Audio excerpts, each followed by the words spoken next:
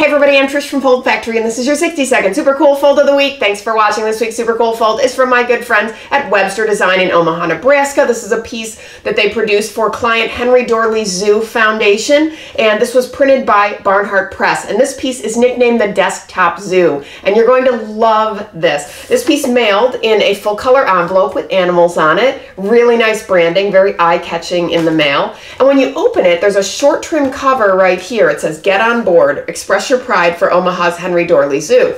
And on this side, you see all these bright, nicely colored animals, but they've also got some texture going on here. You can see that there's a die cut and some shapes going on. When you open this little short trim cover, this piece is basically, it's a wrapped accordion with a waterfall sculptured die.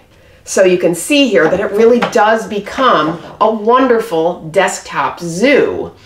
And I love this. It's actually a pretty long piece. You can see how it goes like this. And there's little, bits of information on every panel about the different animals and about the foundation and the zoo. But I love how this little short panel becomes a call out, kind of a sidebar area as well. So pretty elaborate die cut. This was, the die was done by hand by Barnhart Press. And these were die score hand fold. Paper's about an 80-pound cover, coated silk.